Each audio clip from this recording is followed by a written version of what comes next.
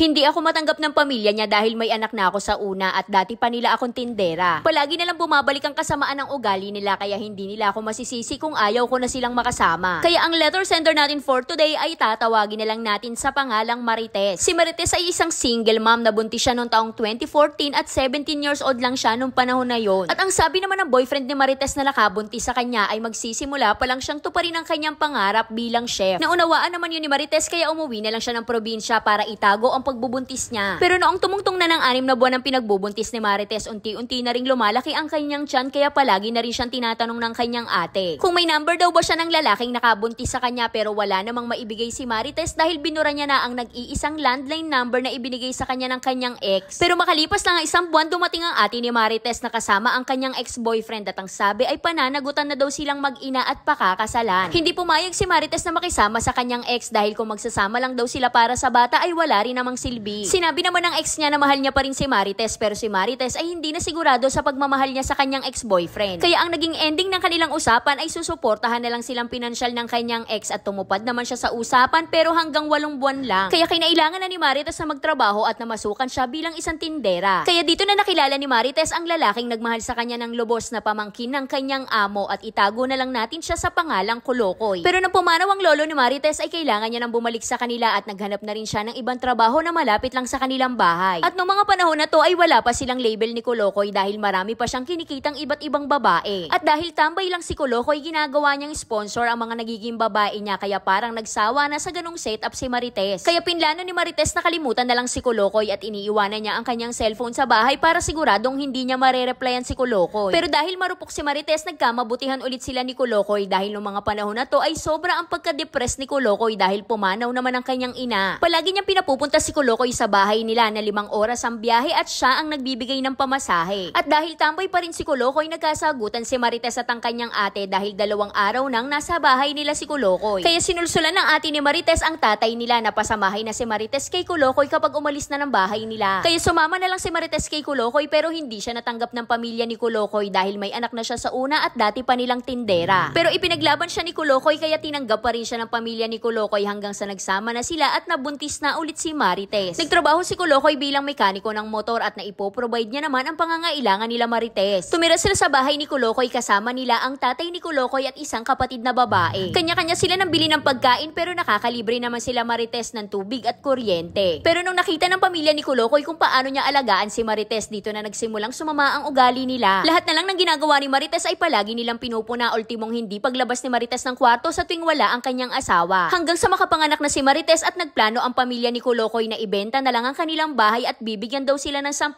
panimula. Pero noong papalapit na ang araw ng bayaran ay bigla na lang sinabi ng tatay ni Kulokoy na kulang pa daw para sa kanila ang pera kaya hindi na sila mabibigyan. Kaya nagsabi na lang si Marites sa kanyang mga magulang at binigyan naman sila ng pera para makapag-down sa isang maliit na kwarto. Pero bigla na lang na-stroke ang kanyang biyena na lalaki at naubos ang pinagbentahan ng bahay na halos wala nang natira sa kanila. Kung meron man siguro baka sapat lang para makalipat din sila ng tirahan. Kaya sobrang nahirapan sila Marites ng mga unang buwan at nawalan din ng trabaho si Kulokoy kaya 4 na buwan lang silang nangupahan. Kaya nag-decide na lang si Marites na bumalik na lang sa bahay ng kanyang mga magulang habang si Kulokoy naman ay iniwanan nila para makapagtrabaho at makikitira na lang muna siya. Pero pagkalipas lang ng 2 buwan sinundo agad sila ni Kulokoy at makikitira daw ulit sila sa bahay na tinutuluyan ng biyena niyang lalaki. Pero ang naging usapan ay magmamaneho ng jeep si Kulokoy at magbaboundary ng 400 pesos at kung magkano ang matira ay hahatiin nila kahati ang tatay ni Kulokoy. Halimbawa na lang na kumita ng 1,000 piso si Kulokoy, 400 agad para sa boundary at 300 para sa tatay ni Kulokoy at 300 naman para sa kanila. Dahil ang pera na kailangan nilang ibigay sa tatay ni Kulokoy ay itatabi daw nito para kung oras na masira ang jeep ay meron silang ipampapagawa. Hanggang sa nasira nga ang jeep na pinapasada ni Kulokoy pero ang gusto ng tatay niya ay sila pa rin ang magpapagawa kaya hindi na pumayag si Kulokoy. Umalis lang muna silang mag-asawa sa bahay para magpalamig pero pagbalik nila ay wala ng tao at wala na ring mga gamit. Lumipat na pala sa kabilang bahay ang tatay ni Kulokoy at ang tanging iniwan lang sa kanila ay higaan at pinutulan din sila ng tubig at kuryente. Kailangan pa nilang pumunta ng gasoline station para makigamit ng banyo. Nagsugat-sugat na rin ang balat ng mga anak nila dahil hindi sila madalas makaligo. Halos 1 buwan din silang ganun pero nakaipon pa rin sila ng pera para makalipat sa isang maayos na tirahan. Nakapagpundar na rin sila ng mga gamit kagaya na lang ng TV, ref at aircon at nagkaayos na rin sila ng kanyang biyanan. Hanggang sa noong dumating ang panahon ng pandemic na bigla nilang nawalan ng trabaho si Kulokoy at may nakaaway si Marites na isang chismosang kapitbahay. Kaya ang sabi ng biyanan niyang lalaki ay bumalik na lang daw sila sa bahay na tinutuluyan ng kanyang biyanan para hindi na sila mangupahan. At dahil sabik din si Kulokoy sa pagmamahal ng kanyang ama ay pumayag na lang siya dahil gusto niya rin itong makasama. Nung una ay naging maayos naman ang pakikitungo sa kanya ng kanyang biyanan na lalaki pero habang tumatagal ay bumabalik na naman ang kasamaan ng ugali niya. Kaya nangyari ulit ang ginawa ng biyanan niyang lalaki noon na iniwanan sila sa inuupahang bahay at lumipat siya sa kabilang bahay. Kaya bumalik na lang ulit sila Marites sa bahay ng kanyang mga magulang pero sa ngayon ay nakabukod na sila ulit at marami na silang gamit. Kaya ang masasabi lang ni Marites ay napakaswerte ko sa jowa ko dahil pinanindigan niya kami mag-iina kahit dumaan kami sa sobrang hirap ay hindi siya sumuko. Kahit kailan ay hindi na siya ng babae, hindi niya kami pinabayaan at napakabait po ng asawa ko. Mahal na mahal niya kaming mga anak ko at pati na rin ang mga magulang ko. Kaya gusto ko lang din sabihin sa mga single mom na makakahanap din kayo ng taong totoong magmamahal sa inyo kahit may anak pa kayo.